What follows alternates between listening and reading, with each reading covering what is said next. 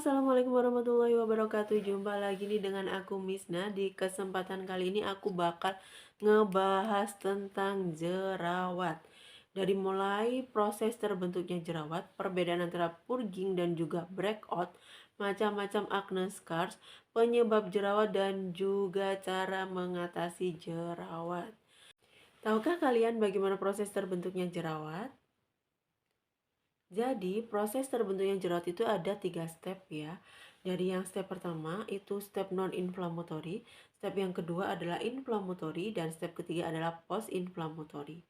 Di step yang pertama, di step non-inflammatory, di sini produksi sebum meningkat sehingga terbentuknya hiperkeratinisasi atau penyumbatan pori-pori yang diakibatkan oleh sebum dan sel kulit mati sehingga terbentuknya komedo. Di step yang kedua, di step inflammatory, di sini jerawat sudah mulai meradang ya, dari yang awalnya komedo berubah menjadi papul dan terus meradang menjadi pustul, dan penyumbatan pori-pori semakin dalam dan jerawat semakin meradang, selalu berubah menjadi nodul atau cyst atau benjolan besar berisi nanah atau yang biasa kita sebut dengan bisul.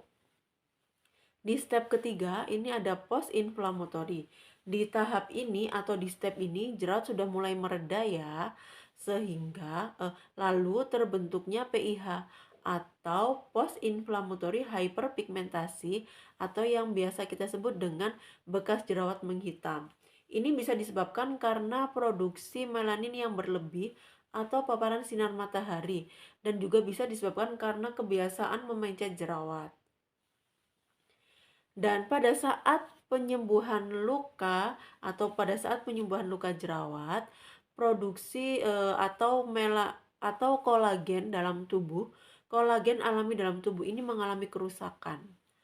Sehingga tubuh memproduksi lebih banyak kolagen untuk menggantikan kolagen alami yang rusak itu tadi. Dan kelebihan atau kekurangan kolagen ini bisa mengakibatkan terjadinya scar. Sudah pada tahu belum nih perbedaan antara purging dan juga breakout? Jadi banyak sekali nih dari teman-teman yang susah banget ya buat ngebedain antara purging dan juga breakout. Kali ini aku bakal ngebahas nih perbedaan antara purging dan juga breakout. Jadi breakout sendiri itu adalah suatu kondisi kulit ya, kondisi kulit yang tidak cocok atau sensitif terhadap ingredients tertentu. Jadi yang harus kita lakukan apa? Yang kita lakukan adalah yang pertama adalah menghentikan penggunaan produk dengan ingredients tertentu tersebut. Yang kedua, rajin membersihkan wajah menggunakan facial wash yang gentle. Dan yang ketiga adalah menggunakan moisturizer dengan kandungan yang bisa meredakan jerawat, kemerahan atau inflamasi seperti kandungan chamomile, panthenol, ceramide, allantoin ataupun tea tree oil. Dan juga jangan sampai skip yang namanya sunscreen ya. Jangan sampai lupa menggunakan sunscreen.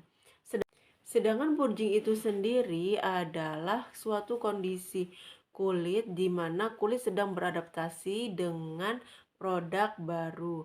Biasanya disebabkan karena penggunaan ingredient seperti retinol, AHA, BHA.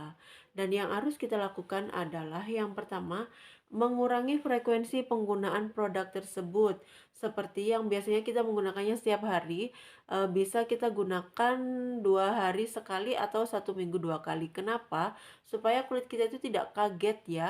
Dan jangan lupa selalu menggunakan sunscreen. Jangan sampai skip yang namanya sunscreen.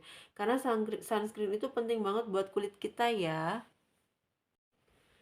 Bagaimana sih cara membedakan antara purging dan juga breakout? Jadi kalau purging itu biasanya disebabkan karena si konsumen atau customer kita menggunakan produk dengan ingredient seperti retinol, AHA atau BHA. Dan jerawat atau beruntusan timbul di daerah yang biasanya timbul jerawat atau di daerah yang kotor seperti sel kulit mati yang menumpuk atau bakal komedo. Sedangkan untuk breakout itu sendiri biasanya timbul di daerah yang tidak biasa timbul jerawat atau breakout itu untuk penyembuhannya lebih lama atau lebih panjang.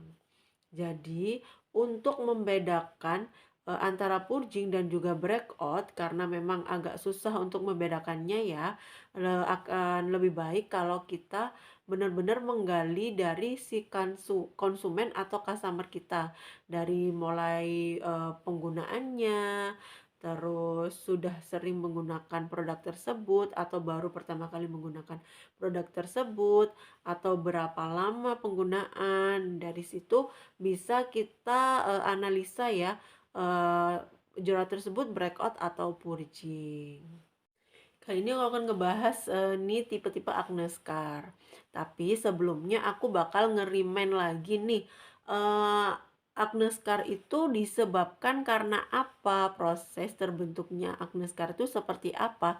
Jadi, acne scar itu disebabkan karena pada saat penyembuhan luka atau pada saat penyembuhan jerawat, itu kolagen alami dalam tubuh mengalami kerusakan. Sehingga tubuh memproduksi lebih banyak kolagen untuk menggantikan si kolagen yang rusak itu tadi. Sehingga kelebihan atau kekurangan kolagen itu bisa menyebabkan acne scar. Dan untuk tipe-tipe acne scar itu ada 4 ya. Yang pertama, PIE. PIE atau yang biasa kita sebut dengan post inflammatory erythema. Yang kedua adalah PIH atau post inflammatory hyperpigmentasi. Yang ketiga adalah hypertrophic. Yang keempat adalah atrophic scar. Yang pertama adalah PIE atau Post Inflammatory Erythema atau yang biasa kita sebut dengan bekas jerawat kemerahan. Bekas jerawat kemerahan ini disebabkan karena adanya pelebaran atau kerusakan pembuluh darah pada saat peradangan jerawat. Dan hal ini bisa diatasi menggunakan ingredients yang dapat mencegah, maksudnya yang dapat mengurangi peradangan jerawat atau bisa mengurangi kemerahan seperti niacinamide. Sedangkan yang kedua adalah PIH atau post inflammatory hyperpigmentasi atau yang biasa kita sebut dengan bekas jerawat kehitaman. Hal ini disebabkan karena apa? Disebabkan karena produksi melanin yang berlebih atau bisa karena paparan sinar matahari dan juga kebiasaan memeja jerawat. Sebetulnya ini juga bisa diatasi dengan menggunakan skincare yang ada ingredients yang dapat berfungsi sebagai eksfoliator atau skincare dengan kandungan yang dapat meregenerasi sel kulit mati seperti retinol, AHA, ataupun BHA. Yang keempat adalah atrophic scar. Atrophic scar ini adalah bekas luka yang cekung ke dalam atau berlubang. Ini disebabkan karena pada saat penyembuhan jerawat, produksi kolagen itu kurang sehingga menyebabkan hilangnya jaringan.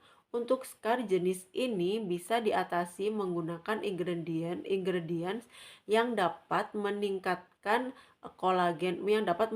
produksi kolagen. Akan tetapi untuk jenis scar ini susah dihilangkan ya, apalagi yang lesi atau yang sudah cekung ke dalam ya. Maksudnya udah cekung banget, udah lubang banget.